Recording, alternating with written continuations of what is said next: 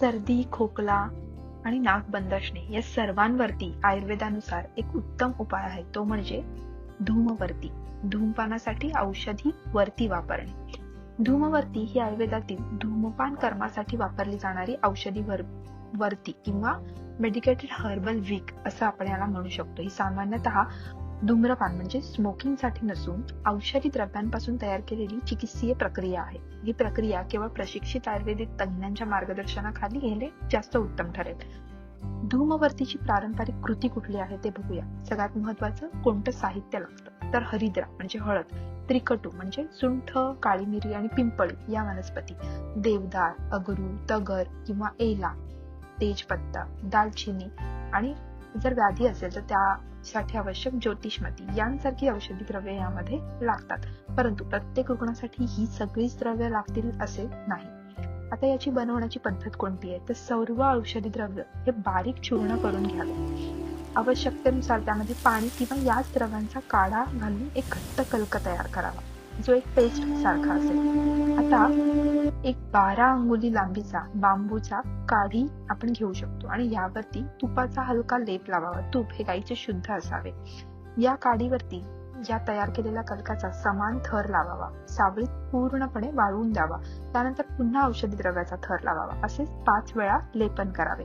आता पूर्ण वाळल्यानंतर आतील बांबू हा हळुवारपणे किंवा काठी ही हळुवारपणे काढून टाकावी.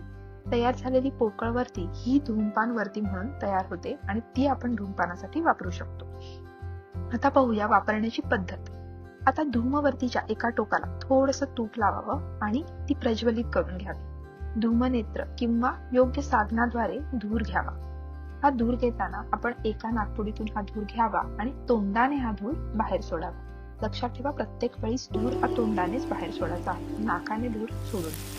किती वेळा करावे, तर साधारण एका सत्रामध्ये 3 श्वास म्हणजे 3 आवर्तन म्हणजे 9 नियंत्रित श्वास आपण घेऊ शकतो. दिवसातून 3 ते 4 वेळा, त्यापेक्षा जास्त करू नये, ते सुद्धा चिकित्सकांच्या सल्ल्यानुसार. आता याचे फायदे कोणते होतात, तर पीनस म्हणजे सायनुसायटिस, कफ शरीरामध्ये संचित झालेला असेल किंवा चेहऱ्याच्या भागामध्ये नाकाच्या आजूबाजूला जो कफ संचित झालाय तो निघण्यास मदत होते. वारंवार सर्दी असेल तर ती कमी होते. डोके जड असेल तर ते कमी होण्यास मदत होते. नाक बंद झालेले ओपन होते. कफप्रधान डोकेदुखीमध्ये याचा खूप वापर होतो. नस्य किंवा पंचकर्मा नंतरच्या चिकित्सेमध्ये सुद्धा धूमवर्तीचा वापर केला जातो आणि चेहरा, डोके यांसारख्या भागात म्हणजे ज्याला ऊर्ध्व शत्रुगत विकार असं आपण म्हणतो, यामध्ये याचा उपयोग खूप होतो. कुठल्या गोष्टी कराव्यात म्हणजे पथ्य कुठली पाळावीत, तर सकाळी चिकित्सकांनी सांगितलेल्या वेळीच ही उपचार पद्धती वापरावी. धूमपानापूर्वी रुग्ण शांत बसलेला असावा. धूर हा नियंत्रित प्रमाणामध्ये घेतलेला असावा. प्रक्रिया झाल्यावर काही वेळ विश्रांती घ्यावी. लगेच थंड हवेच्या प्रदेशामध्ये किंवा पंख्याखाली एसीच्या कॉन्टॅक्ट मध्ये जाऊ नये. तोंड स्वच्छ धुवावं आणि गंडूश किंवा कवल धारण करावं. कुठले अपत्य आहेत, तर गर्भवती स्त्रियांमध्ये स्वतःहून करू नये. लहान मुलं किंवा वृद्धांमध्ये सुद्धा तज्ञांच्या सल्ल्याशिवाय करू नये.